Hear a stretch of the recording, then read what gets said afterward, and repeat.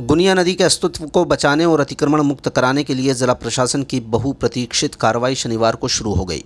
राजस्व, नगरपालिका, पुलिस विभाग के अधिकारियों की संयुक्त टीम ने पहले चरण में चिन्हित किए गए अवैध निर्माणों को तोड़ने की कार्रवाई को अंजाम देना शुरू कर दिया।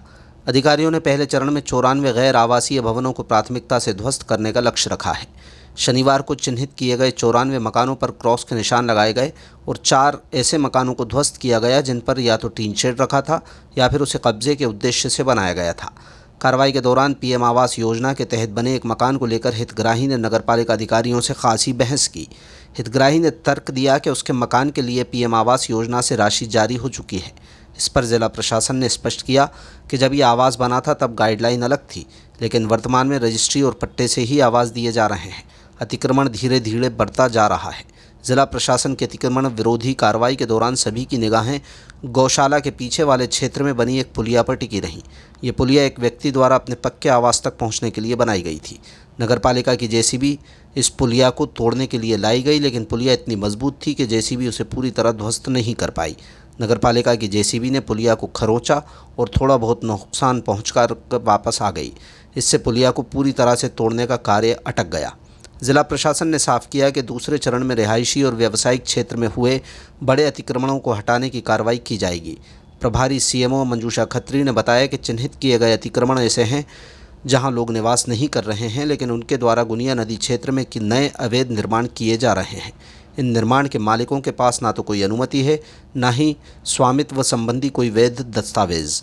प्रशासन के अनुसार गुनिया नदी के क्षेत्र में कुल लगभग 400 मकानों द्वारा अतिक्रमण किया गया है, लेकिन एक सप्ताह तक कार्रवाई जारी रहने की बात कही जा रही है। वर्तमान में पहले चरण में हम करीबन 94 मकान हैं और जो कि गैर आवासीय है, जहां पर कोई रहता नहीं है, उनके द्वारा न्यू कंस्ट्रक्शन करा जा रहा है गुनिया नदी पर। और ये नए कंस्ट्रक्शन जो है जिसमें कोई बिल्डिंग परमिशन नहीं है, उनके पास कोई कागज नहीं है और कोई रह भी नहीं रहा है, उन्हें चिन्हित करा गया है। उन्हें सबसे पहले प्राथमिकता से तोड़ा जाएगा, जिसके लिए वर्तमान में नाले के ऊपर कोई भी नया कंस्ट्रक्शन ना हो आगामी आदेश तक।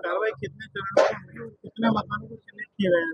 चिन्हित तो पहले तो टोटल 94 है और ऐसे 400 समथिंग मकान हैं जो कि गुनिया नदी पर है। अगर हम एनजीटी की गाइडलाइन से चले, एचएफएल को ध्यान में रखते हुए, तो एचएफएल पे ही बहुत सारे मकान है, करीबन 400 आते हैं और उन पे कार्रवाई करी जाएगी। कितने मकान उनका क्या होगा? उनके लिए हम उनको प्राथमिकता नहीं देंगे, हम उनको शिफ्ट करने का प्लान कर लेंगे। जैसे शिफ्ट करवा देंगे उसके बाद करा जाएगा। मैडम, एक सवाल ये था कि जैसे कि अतिक्रमण किया गया, अतिक्रमण जब किया जा रहा था उस समय प्रशासन ने ध्यान दिया, पटवारी और लोग जब पेमेंट डाला गया था उस समय क्या ये चीज का ध्यान नहीं दिया?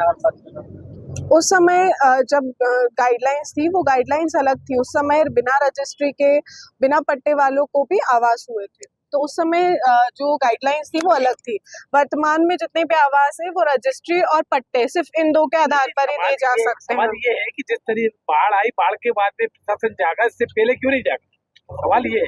इससे जवाब, अतिक्रमण धीरे धीरे बढ़ता गया है और बिना बिल्डिंग परमिशन लिए, बिना सूचना करे कोई बना रहे हैं। जैसे अभी हमने 94 घर चिन्हित करे हैं, ये बिना परमिशन, बिना प्रशासन की जानकारी के बनाए जा रहे थे, तो इन्हें पहले तोड़ा जा रहा है, तो ऐसे ही बढ़ता गया। इन लोगों को पट्टे कब तक हम लोग पर दिए गए थे, लेकिन पट्टे के आधार पर यहाँ पर आवास योजना क्यों बनाए गए?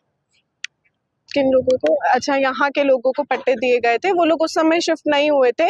अभी हमारा वर्तमान प्रश्न भी उनसे यही है कि उस समय शिफ्ट नहीं हुए, तो वर्तमान उन्हें आधार पर पेमेंट जारी किया गया है और लोगों ने यहाँ मकान बनाया है, समय प्रशासन ने क्यों कार्रवाई नहीं की? उस पे हम एक बार जांच कर लेंगे।